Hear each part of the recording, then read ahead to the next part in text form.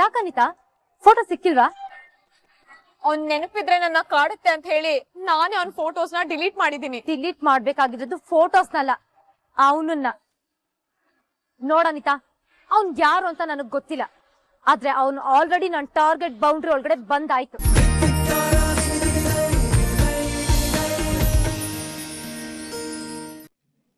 ನೀನ್ ಯಾರ ಜೊತೆ ಇದ್ರೆ ನಿನ್ ಜೀವನ ಚೆನ್ನಾಗಿರುತ್ತೆ ಅನ್ನೋದು ನನಗ್ ಗೊತ್ತಾಗಿದೆ. ಅದ್ಬಿಡು, ಅದ್ಗೆ ಹೇಗಿದೆ?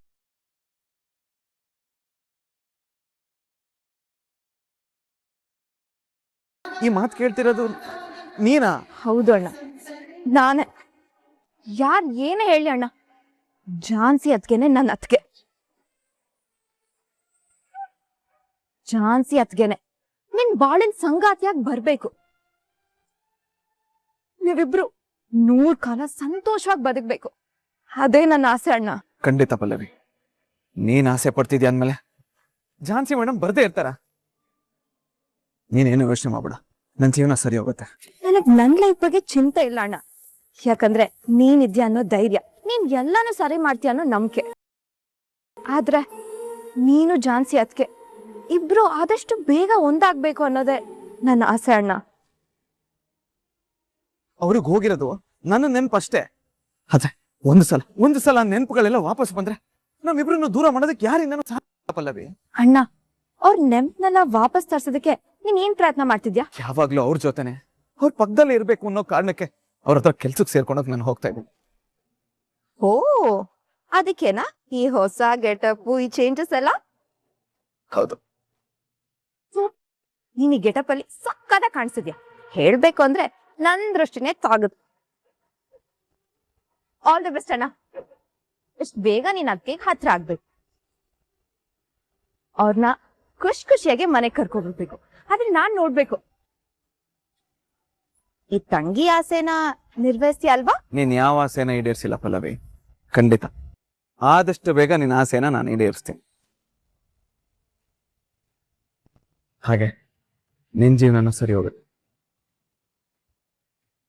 ಬರ್ತೀನಿ, ಬಾಯ್.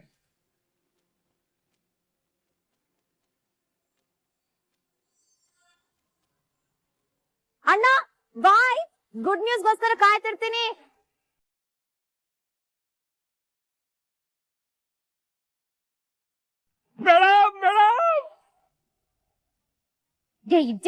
ಯಾಕೆ ಹಾಕಿಡ್ಸ್ಕೊಡ್ತಿದ್ಯಾ?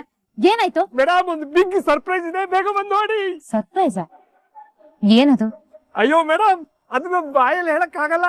ನೀವೇ ಬಂದು ನೋಡ್ಬೇಕು, ಅರ್ಥ ಮಾಡ್ಕೋಬೇಕು, ಖುಷಿ ಪಡ್ಬೇಕು. ಬೇಗ ಬಂದು ನೋಡಿ ಮೇಡಮ್. ಏನು ಪ್ರಾಜೆಕ್ಟ್ ರಿಪೋರ್ಟ್ ಸಂಬಂಧಪಟ್ಟಿದ್ದ? ಹೌದು ಮೇಡಮ್, ಇದು ನಿಮ್ಗೆ ಸರ್ಪ್ರೈಸ್ ಕೊಡೋ ಪ್ರಾಜೆಕ್ಟ್ ರಿಪೋರ್ಟ್. ಬೇಗ ಬಂದು ನೋಡಿ, ಅವಾಗ ನಿಮ್ಗೆ ಕ್ಲಾರಿಟಿ ಸಿಗುತ್ತೆ.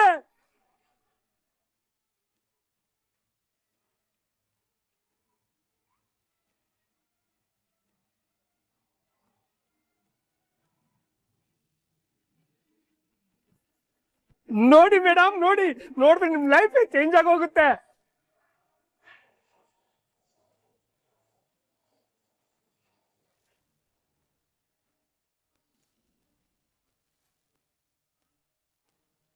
ಮೇಡಮ್ ನೋಡ್ದೆ ಕ್ಲೋಸ್ ಮಾಡ್ಬಿಟ್ರಲ್ಲ. ಈಗ ನೋಡ್ಬೇಕಾಗಿರೋ ಪ್ರಾಜೆಕ್ಟ್ ರಿಪೋರ್ಟ್ ಕಾಪಿ ಇಲ್ಲಿದೆ, ಆಲ್ರೆಡಿ ಸಿಕ್ಕಿದೆ. ತುಂಬಾ ಅರ್ಜೆಂಟ್ ಇದೆ, ಚೆಕ್ ಮಾಡಿ ಕಳ್ಸ್ಕೊಡ್ಬೇಕು. ಮೇಡಮ್ ಇದ್ರಲ್ಲಿ ಇರೋದು ನನಗೆ ಇವಾಗ ಇದಕ್ಕಿಂತ ಅರ್ಜೆಂಟ್ ಬೇರೆ ಯಾವ್ದು ಇಲ್ಲ. ಅದನ್ನ ನೋಡೋ ಪೇಷನ್ಸ್ ನನಗಿಲ್ಲ. ಇಲ್ಲ ಮೇಡಮ್, ಒಂದ್ಸಲ ಈ ಪೆನ್ ಡ್ರೈವ್ ಇರೋದು ನೋಡಿದ್ರೆ ನಿಮ್ಗೆ ಮರ್ತೋಗಿರೋದು. ಮರುವಾಗಿರೋದು ನನಗೋ ನಿನ್ಗೋ ಕರೆಕ್ಟ್ ಆಗಿ ಒಂದ್ ರೆಸ್ಪಾನ್ಸಿಬಿಲಿಟಿ ಇಲ್ಲ. Useless fellow. ಮೇಡಮ್ ಈ ಪೆನ್ ಡ್ರೈವ್ ಅಲ್ಲಿ ಪೆನ್ ಡ್ರೈವ್ ಕೊಡಿ, ಬೇಕಾದ್ರೆ ನಾನೇ ನೋಡ್ಕೋತೀನಿ. Madam madam madam madam madam madam ಅದ್ ಮೇಡಮ್ ಏನು? ನನಗ್ ಬೇಕಾಗಿರೋದು ಸಿಕ್ತು ತಾನೆ, ನೀನ್ ಹೋಗು, ನನಗ್ ಬೇರೆ ಕೆಲಸ ಇತ್ತು. ಸತ್ಯ ಏನು ಅನ್ನೋದು ಆಲ್ರೆಡಿ ನಿಮ್ ಬ್ಯಾಗ್ ಸೇರಿದೆ ಅಂದ್ಮೇಲೆ ಅದನ್ನ ನೀವು ನೋಡ್ತೀರಾ. ಸತ್ಯ ಏನು ಅನ್ನೋದು ಅರ್ಥನೂ ಆಗುತ್ತೆ, ಆದಷ್ಟು ಬೇಗ ಎಲ್ಲ ಸರಿನೂ ಹೋಗುತ್ತೆ.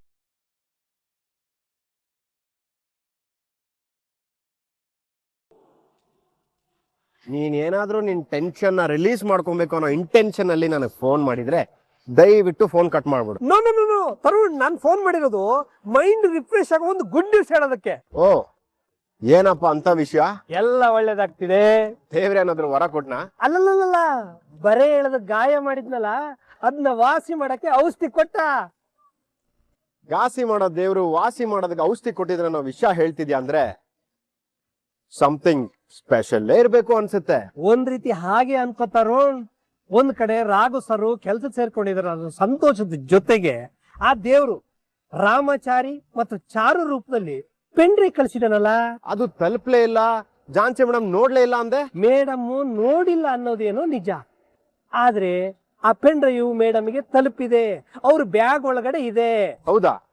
ಅದನ್ನ ಬ್ಯಾಗ್ ಅಲ್ಲಿ ಇಟ್ಕೊಂಡು ಏನ್ ಮಾಡ್ತಿದಾರಂತೆ? ಅವ್ರ ಬ್ಯಾಗ್ ಒಳಗಡೆ ಪೆನ್ ಡ್ರೈವ್ ಹೋಗಿದೆ ಅಂದ್ಮೇಲೆ ಒಂದಲ್ಲ ಒಂದು ದಿವಸ ಅವ್ರು ನೋಡ್ತಾರೆ, ಸತ್ಯ ಎಲ್ಲ ಗೊತ್ತಾಗತ್ತೆ, ಎಲ್ಲ ಒಳ್ಳೇದಾಗತ್ತೆ. ನಿಜವಾಗ್ಲೂ ಇದು ಮೈಂಡ್ ರಿಫ್ರೆಶ್ ಆಗೋ ವಿಷಯನೇ ರಾಯ್.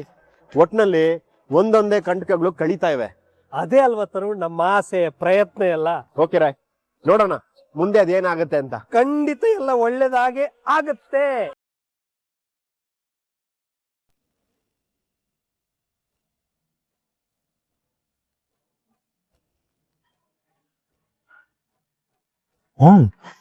ಏನೋ ಯೋಚನೆ ಮಾಡ್ತಾ ನಿಂತೀಯಾ?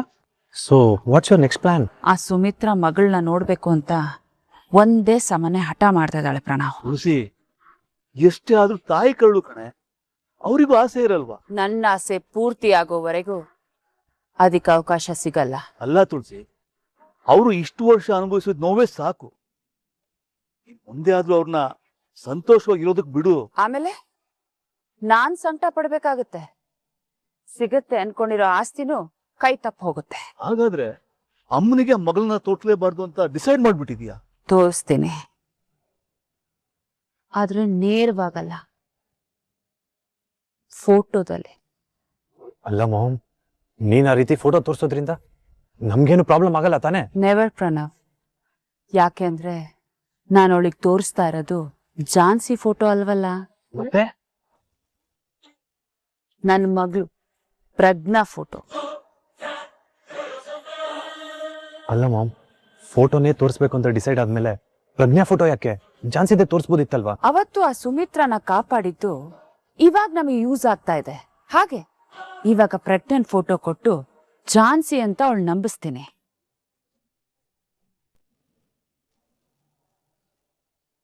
ಈಗ ಹೇಳು ಅನಿತಾ, ಯಾಕೆ ಸಾಯೋದಕ್ಕೆ ಹೊರಟಿದೆ? ಏನಾಯ್ತು?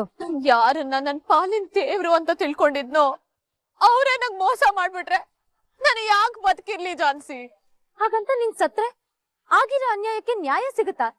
ನಿನ್ ಸಾವು ಸಾರ್ಥಕ ಆಗತ್ತಾ? ನ್ಯಾಯ ಸಿಗದೆ ಇರ್ಬೋದು, ನೋವು ದೂರ ಆಗುತ್ತೆ, ಈ ಕಣ್ಣೀರಿನ ಜೀವನಕ್ಕೆ ಮುಕ್ತಿ ಸಿಗುತ್ತೆ. ನಿನ್ ಜೀವನಕ್ಕೆ ಮುಕ್ತಿ ಸಿಗಲ್ಲ. ನಿನ್ ಸಾವು ಮೋಸ ಮಾಡಿದ ವ್ಯಕ್ತಿಗೆ ಶಕ್ತಿ ತುಂಬುತ್ತೆ. ಸಾಯೋ ನಿರ್ಧಾರನ ಬಿಟ್ಟು ಈಗ ಏನಾಯ್ತು ಅಂತ ಸರಿಯಾಗಿ ಹೇಳು. 2 ಸಲ ಮದ್ವೆ ಮಂಟಪದವರೆಗೂ ಬಂದು ತಾಳಿ ಕಟ್ತೆ ಎದ್ದೋದ್ ವ್ಯಕ್ತಿ ಬಗ್ಗೆ ನಿಮ್ಗೆ ಹೇಳಿದ್ದೆ ಅಲ್ವಾ? ಮತ್ತೆ ಅವ್ನ್ ಏನ್ ಮಾಡ್ದ? ನಾನು ಅವನ್ನ ತುಂಬಾ ಒಳ್ಳೆ ವ್ಯಕ್ತಿ, ನನ್ಗಾಗಿದ್ ಅನ್ಯಾಯನ ಸರಿಪಡಿಸಿ ನನ್ ಜೀವನಕ್ಕೆ ದಾರಿ ದೀಪವಾಗಿರ್ತಾನೆ ಅಂತ ಆ ದೇವ್ರೆ ಕಳ್ಸಿದಾನೆ ಅನ್ಕೊಂಡೆ. ಆದ್ರೆ ಅವನು ಕ್ಯಾರೆಕ್ಟರ್ಲೆಸ್. ಅವ್ನ್ ಕ್ಯಾರೆಕ್ಟರ್ಲೆಸ್ ಆದ್ರೆ ಸರಿಯಾಗಿ ಪಾಠ ಕಲ್ಸ್ಬೇಕೆ ಹೊರತು ನೀನ್ ಯಾಕೆ ಸಾಯೋದಕ್ ಬಂದೆ? ನಿನ್ನಂತ ಹೆಣ್ಮಕ್ಳು ಈ ರೀತಿ ಯೋಚನೆ ಮಾಡೋದ್ರಿಂದಾನೆ ಅಂತವ್ರು ಹೆಚ್ಚಾಗಿರೋದು. ಏನ್ ಮಾಡತ್ತು ಝಾನ್ಸಿ? ಮೊದ್ಲಿಂದನೂ ನಾನು ಬೆಳೆದು ಬಂದ ರೀತಿ ತುಂಬಾ ಸೂಕ್ಷ್ಮ.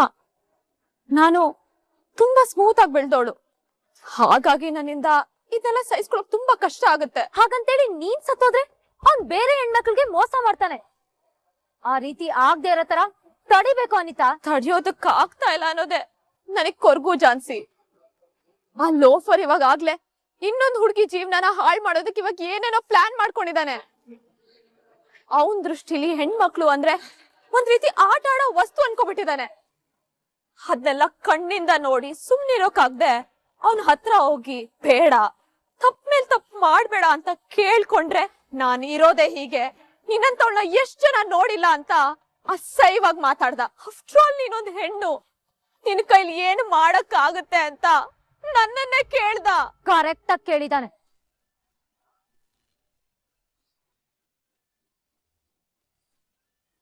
ನಿನ್ನಂತವ್ರು ಈ ರೀತಿ ಆಯ್ತು ಅಂತ ಸಾಯ್ತಿರ ವಿನಃ ಅಂತವ್ನಿಗೆ ಏನು ಮಾಡಲ್ವಲ್ಲ, ಅದಕ್ಕೆ ಹಾಗೆ ಕೇಳಿದಾನೆ. ನನ್ ಏನ್ ತಾನೇ ಮಾಡೋದಕ್ಕಾಗುತ್ತೆ? ನೀನೇ ಹೇಳು ಝಾನ್ಸಿ. ಆಫ್ಟರ್ ಆಲ್ ನಾನೊಬ್ಳು ಹೆಣ್ಣು. ಎಸ್, ಅವನ್ ಹೇಳ್ದಂಗೆ ನನ್ನಿಂದ ಅವನ್ನ ಏನು ಮಾಡೋದಕ್ಕಾಗಲ್ಲ. ನಿನ್ನಿಂದ ಆಗದೆ ಇರ್ಬೋದು ಅನಿತಾ, ಆದ್ರೆ ನಾನಂತೂ ಅವನ್ನ ಸುಮ್ನೆ ಬಿಡಲ್ಲ. ಅವನು ಸದ್ಯ ಪಾಠ ಕಲಿಸ್ತೀನಿ. ಹೆಣ್ಣು ಅಂದ್ರೆ ಏನ್ ಅನ್ಕೊಂಡಿದ್ದಾನೆ ಆ ಇಡಿಯಟ್.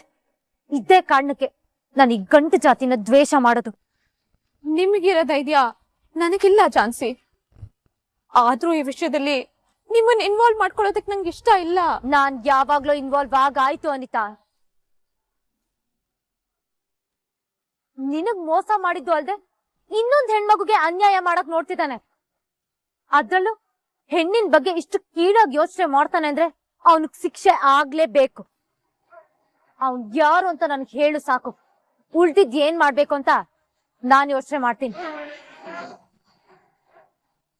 ಆದ್ರೂ ಝಾನ್ಸಿ, ಅವನ್ ಯಾರು ಅಂತ ತೋರ್ಸು ಅಷ್ಟೇ. ಹೆಣ್ಣು ಅಂದ್ರೆ ಏನು, ಹೆಣ್ಣಿನ ವಿಚಾರಕ್ಕೆ ಹೋದ್ರೆ ಏನಾಗುತ್ತೆ ಅನ್ನೋದನ್ನ ನಾನು ಅವನಿಗೆ ಅರ್ಥ ಮಾಡಿಸ್ತೀನಿ. ಯಾರವನು? ಒಂದ್ ನಿಮಿಷ ಇರು, ಫೋಟೋ ತೋರಿಸ್ತೀನಿ.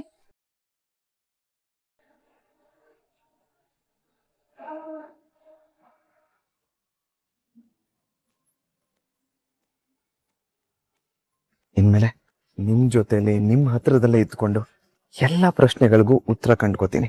ಆದಷ್ಟು ಬೇಗ ನಿಮ್ ಮನ್ಸಲ್ಲಿ ನನ್ನ ಚಿತ್ರ ಮೂಡೋ ತರ ಮಾಡ್ತೀನಿ. ಕಳೆದೋಗಿರೋ ನೆನಪುಗಳು ಮತ್ತೆ ಬರೋ ರೀತಿ ಮಾಡಿ ಗಂಡು ಜಾತಿ ಬಗ್ಗೆ ನಿಮ್ಗಿರೋ ಅಭಿಪ್ರಾಯನ ತಪ್ಪು ಅನ್ನೋದನ್ನ ಅರ್ಥ ಮಾಡಿಸ್ತೀನಿ. ಬರ್ತಾ ಇದ್ದೀನಿ. ಇನ್ನು ಮುಂದೆ ನಮ್ಮಿಬ್ರು ಮಧ್ಯೆ ಅದ್ ಯಾರು ಬರ್ತಾರೆ ಅಂತ ನಾನು ನೋಡ್ತೀನಿ.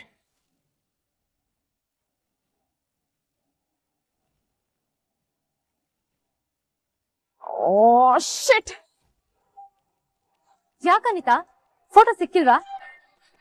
ಅವ್ನ್ ನೆನಪಿದ್ರೆ ನನ್ನ ಕಾಡುತ್ತೆ ಅಂತ ಹೇಳಿ ನಾನೇ ಅವ್ನ ಫೋಟೋಸ್ನ ಡಿಲೀಟ್ ಮಾಡಿದೀನಿ. ಡಿಲೀಟ್ ಮಾಡ್ಬೇಕಾಗಿರೋದು ಫೋಟೋಸ್ನಲ್ಲ, ಅವನನ್ನ. ನೋಡನಿತಾ, ಅವನ್ ಯಾರು ಅಂತ ನನಗ್ ಗೊತ್ತಿಲ್ಲ.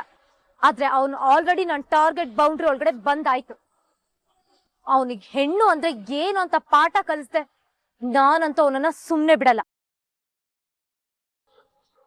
ಝಾನ್ಸಿ, ಅವ್ನ್ ತುಂಬಾ ಚಾಣಾಕ್ಷ. ಹೆಣ್ಣಿನ ಮುಂದೆ ಯಾವ ರೀತಿ ಬೇಕಾದ್ರೂ ನಾಟಕ ಮಾಡ್ತಾನೆ. ಅವ್ನ್ ಎಷ್ಟೇ ಬುದ್ಧಿವಂತ ಆಗಿರ್ಲಿ, ಅವ್ನ್ ಯಾವ್ದೇ ಪೊಸಿಷನ್ ಅಲ್ಲಿ ಇರ್ಲಿ, ಅವ್ನ್ ಯಾರ್ದೇ ಇನ್ಫ್ಲೂಯೆನ್ಸ್ ಇರ್ಲಿ, ಅವನನ್ನ ಮಾತ್ರ ನಾನ್ ಸುಮ್ನೆ ಬಿಡಲ್ಲ. ನಿನ್ನಿಂದ ಅವನಿಗೆ ಏನ್ ಮಾಡೋದಕ್ಕಾಗ್ಲಿಲ್ವೋ ಅದನ್ನ ನಾನ್ ಮಾಡ್ತೀನಿ. ನಿನ್ ಕೈಲಿ ಯಾವ ಪಾಠ ಕಲ್ಸೋದಕ್ಕಾಗ್ಲಿಲ್ವೋ ಆ ಪಾಠನ ನಾನ್ ಕಲಿಸ್ತೀನಿ.